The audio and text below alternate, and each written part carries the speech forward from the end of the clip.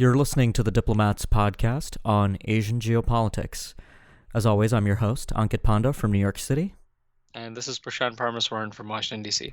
Welcome back, Prashant. Thanks.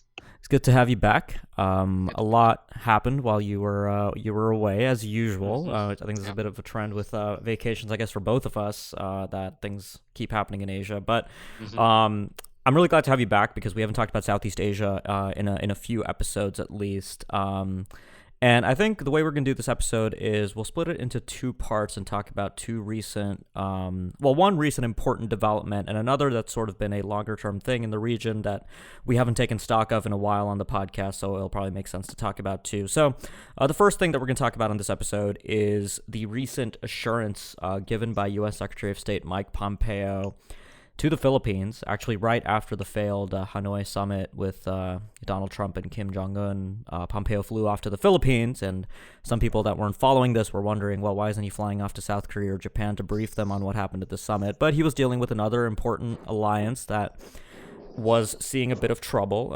and we can't say that the alliances with South Korea and Japan are necessarily in perfect shape either.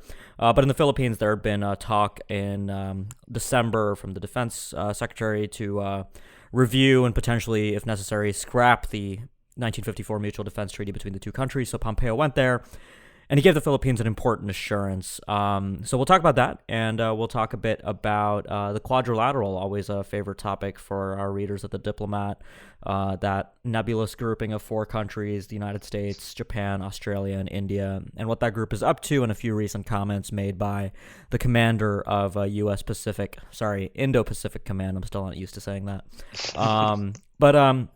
Prashant, I guess tell us a bit about what exactly the problem was with the Mutual Defense Treaty that made Pompeo's trip and his clarification necessary.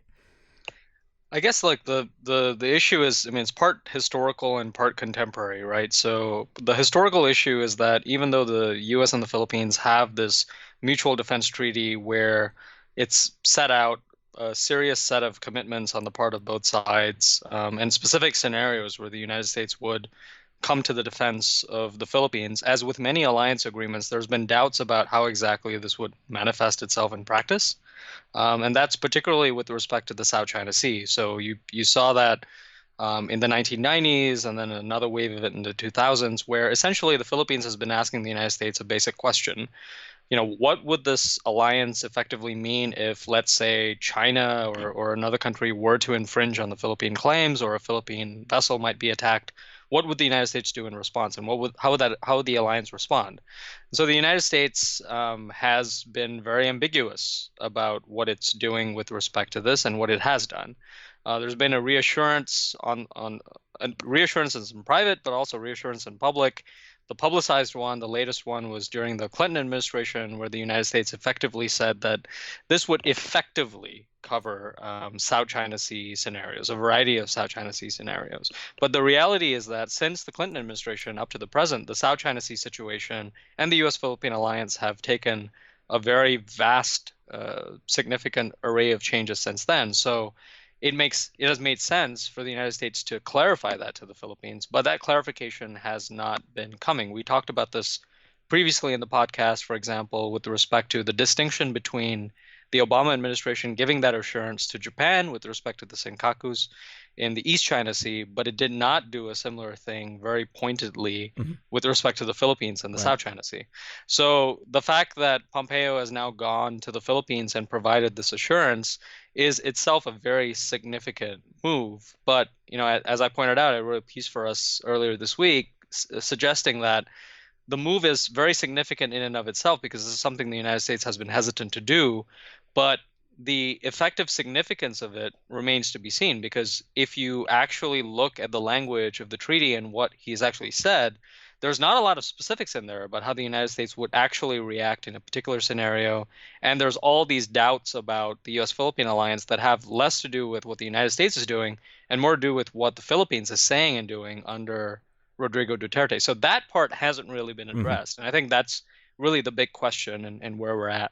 Yeah, I guess a lot of the problems that alliances in general have today are political in nature, especially when it comes to these assurances. And I think this is a great example of that. So I'll just read out the assurance, or just Pompeo's exact words. So he says the following in Manila just a few weeks ago. As the South China Sea is part of the Pacific, any armed attack on Philippine forces, aircraft, or public vessels in the South China Sea will trigger mutual defense obligations under Article 4 of our Mutual Defense Treaty.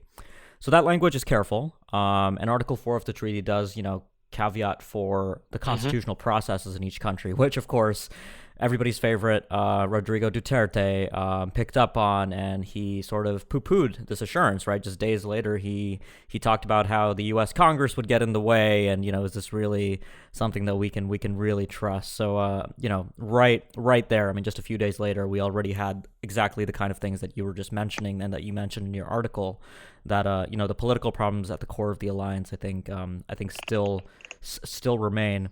A question I have for you, so last year we were both in the audience at the Shangri-La dialogue when Jim Mattis was asked by a participant at that conference from the Philippines to provide an assurance, and he, like you said, he was ambiguous. He hedged. He said, I don't want to take really any position. I guess he wasn't anticipating that question at the time. But, here we are less than a year later, and the U.S. has decided to make this assurance. And I know you follow this beat pretty closely in Washington, but do you have a sense of what happened behind the scenes on the American side to really get us from, Mattis a year ago, kind of wishy-washily like handling this, to Pompeo just straight up giving the Philippines the assurance that they've been looking for years?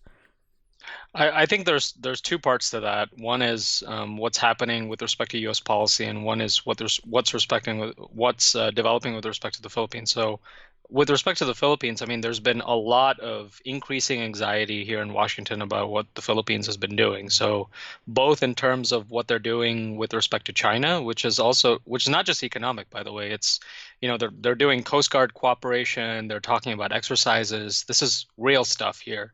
That raises questions about the U.S.-Philippine alliance, and also Lorenzana's sort of very direct articulation of what he said privately before he's been saying publicly about the need to review the alliance. Is it really useful for the Philippines? So that's the Philippine part of it. The U.S. policy part of it is that I think on the part of U.S. policymakers, there's been a recognition that if there is to be a building out of this so-called free and open Indo-Pacific vision, it needs to happen with this line, which has been characterized with respect to the contrast between the Obama administration and the Trump administration, which is that under the Obama administration, a lot of partnerships had emerged with respect to Vietnam, Singapore, et cetera, but the alliances had kind of withered, or there were questions about it with respect to Thailand and the Philippines in particular, the two treaty alliances. And that the Trump administration, one of its legacy items has been to right the wrongs of these alliance relationships.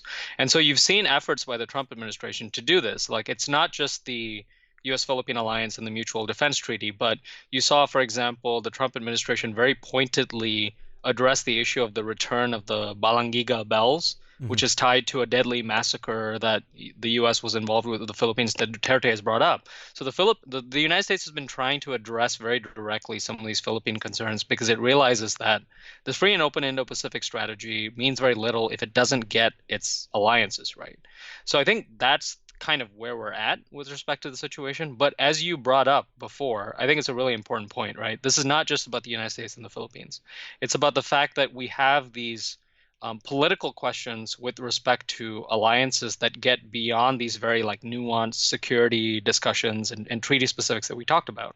We talked about on this podcast, previously about the U.S.-South Korea alliance, and the fact that, we have a very nuanced discussion about the renegotiation of the terms of the alliance and costs and things like that. But the reality is that, it reflects broader questions in Asia about the Trump administration's Asia approach, right? It has done some very good things, like, for example, raising very direct questions about China, and also addressing issues such as, what is the U.S. economic sort of game in Asia and how we can get that piece of its strategy together. But it's also raising a lot of questions about the United States' presence in the region, right?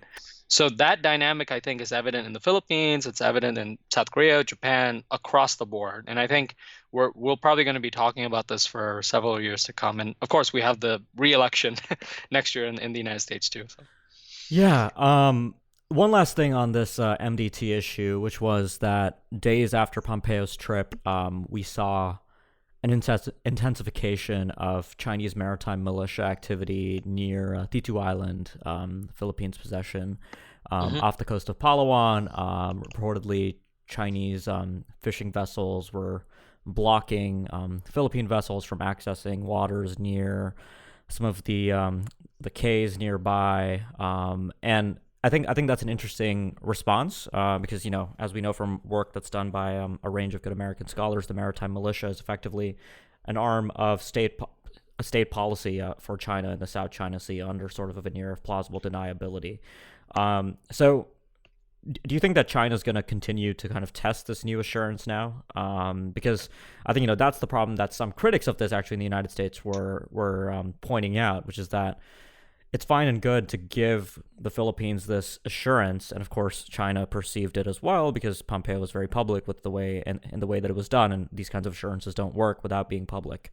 But the question is American credibility actually going to take a hit as China sort of continues to do things in the South China Sea that are effectively not going to trigger an American red line, right? As long as they keep on using maritime militia vessels and we don't have a replay of something like the 2012 Scarborough Shoal incident, this does turn into a tricky problem. So I'm wondering what your thoughts are on that. Yeah, I mean, I think you wrote a couple of pieces for us this week, sort of highlighting at this big problem or challenge, right? Which is that if we just broaden the conversation beyond just what the reassurances that the United States is providing to the Philippines or discrete developments in the South China Sea, effectively the question is China's gray zone coercion in the South China Sea, where it has done a number of things which are below the level of strictly military to military escalation, right? And how the United States and other countries are going to confront that. And I don't think that the actions that the Trump administration has taken thus far amount to a strategic response with respect to this. I think it gets at it a little bit, but I don't think we have fundamental answers around that. And that applies to the Philippines too, right? You talked about these developments with respect to T2 Island and some of the Chinese activities there. The Chinese have been very good at sort of testing the Philippines' resolve beyond the level of military to military escalation while also holding out benefits for Duterte, right? So Duterte is going to be attending the Belt and Road Summit next month. The Philippine Foreign Secretary is off to China, where they're expected to sign a number of agreements. And so I think Pompeo's trip was partly designed to get ahead of that, but it doesn't address the broader question, which is that a lot of US policy is directed against China and this notion of US China strategic competition. But the reality is that even a lot of US partners and US allies are moving towards China in ways that are very worrying for the United States because they have questions about longstanding US credibility. And I don't think we have a clear sense of that. If you were to ask a basic question, right, which we've done in this podcast before, where does the South China Sea rank Hmm. relative to U.S. security priorities in the Asia Pacific? I would say, North Korea is up there, China is up there. I'm not so sure if China were to take particular actions in the South China Sea that the United States would react in a very direct way relative to where it would be on these other major security concerns. And I think countries in Southeast Asia have the same concern. And we've seen the Trump administration take a number of actions to address that, but I don't think those are adequate to address the broader challenges that we're talking about and also China's gray zone strategy. Yeah, no, that's absolutely right. I mean, that was kind of what I was trying to get you to talk about a little bit. And this is Yeah. kind of what we saw. Again, to go back to I guess the Shangri-La dialogue last year, this was what every kind of rules-based order supporting state representative Hmm. emphasized that they rejected China's fait accompli in the South China Sea, the artificial islands and the Spratlys, the effective gray zone coercion all throughout the Nine Dash Line region, including into Indonesia's exclusive economic zone, even though Indonesia isn't a claimant. But nobody had a theory of how you reverse that because you can't reverse it. That's the entire nature of a fait accompli, right? So Hmm. what you do is you continue to support the rules that you say you stand for. But my concern is, and I do share a little bit of sympathy on this the ambiguity point with the MDT, that there may have been values and there may be now additional cost to American credibility if and when we do see another major incident between, let's say a Philippine Navy vessel and Chinese maritime law enforcement, right? That's one rung above the fisherman to fisherman, maritime militia to fisherman interactions that we've been seeing at T2 Island. And I think that's going to be something that I hope the administration has an answer for. It's not something that you can really, play by ear as it happens. Yep, that's true. And I think we should also, give credit that's due to the administration for actually calling out some of these Chinese actions, right? I think one of the things that we've talked about before with respect to the South China Sea is that we've seen what is effectively what people are worrying is a numbing approach to what China is doing in the South China Sea, where, stories that were on page one of newspapers a few years ago, now they barely even get mentioned, whether it's, Chinese sinking of individual vessels or obstructing energy exploration activities. So the fact that the United States is talking about this, Pompeo, you wrote a piece about the remarks that he's talked about with respect to the South China Sea and how China is obstructing Southeast Asian states' energy exploration activities. That's an important point to raise. Yeah. But I think you have to raise that within a context of, to be fair, the Philippines is doing this in complicity with the Chinese, right? The Philippines is also looking at an oil and gas exploration deal under Duterte with the Chinese that, the Aquino administration would have been hesitant to do, given the fact that China and the Philippines have had a very contentious relationship on the South China Sea. So the United States doesn't just have a China problem. It also has a problem with its allies and partners in how they're accommodating the Chinese, which I think is more complicated. Yep, that's right. And of course, the issues that come from the American president and what he says about alliances in general, too. So, we'll have to see if there's any follow-up on that Bloomberg story recently that all allied partners would have to pay, a 50% premium for host nation support. Doesn't apply to the Philippines, but it applies to some of the other alliances in the region. Anyways, let's talk about the Quad a little bit. For listeners who may not be aware, the Quad or the Quadrilateral is sort of a shorthand to refer to a loose consultation between four countries: the United States, Japan, Australia, and India.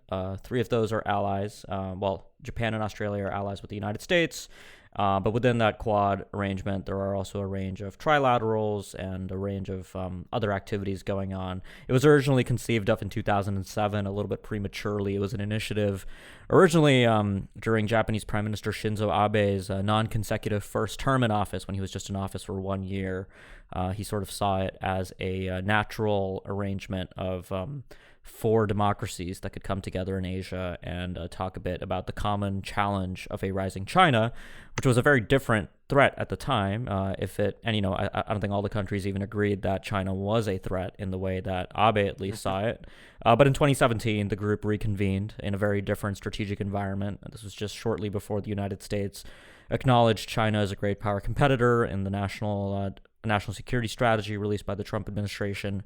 And the Quad has been meeting on and off at a fairly low bureaucratic level, and it's been misinterpreted as sort of the foundations of something like an alliance in Asia. It's far from that, especially with India's involvement. India is quite allergic to that A word. But the reason Prashant and I were going to talk about the Quad is because I guess last week, comments by Admiral Phil Davidson, who's the commander of Indo-Pacific Command. I keep doing that.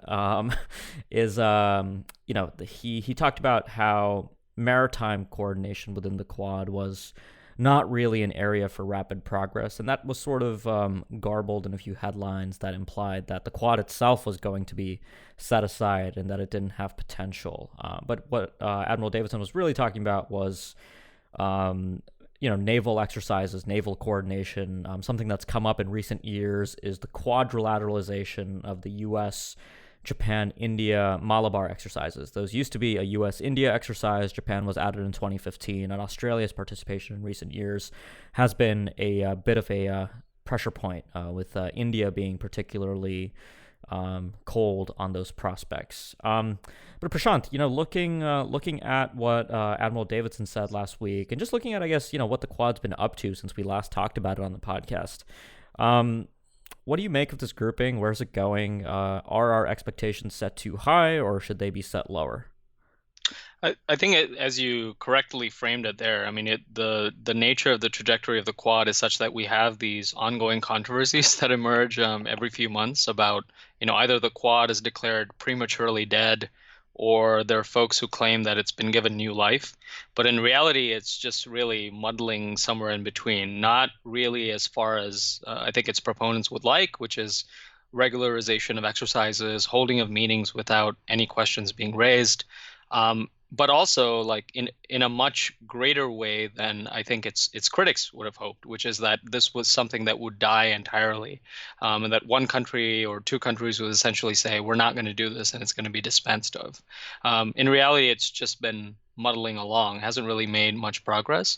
But I do think, I mean, the fundamental point really about all these controversies, including the one with Davidson, is the fact that really, I mean, U.S. policy, if you look at the trajectory of it over the past few years, it really has evolved. I mean, the Quad was t talked about initially in its initial inception under the Bush administration as being a new arrangement with a lot of promise, a four-country partnership, similar ideals, military potential. But it's since evolved into just, U.S. policy articulations of it are just, it's just one example of the sort of, inclusive principal security network under the Obama administration. Now it's being called something slightly different under the Trump administration, but essentially the same. That is essentially where U.S. officials are like, and it's something that relates obviously partly to China. It's partly security focused, but it's also taken on a more economic focus as well. There's conversations about infrastructure, and U.S. defense officials have been emphasizing that publicly as well as privately. But the perceptions of the Quad in the region haven't really moved on from where the Quad was when it was originally conceived. And so you have this gap between where the Quad is in reality and where perceptions are. And I think that is kind of the frustration point that we are at, including at folks at the Pentagon right now, where they had to deal with this controversy, and I suspect that they will have to deal with many more to come.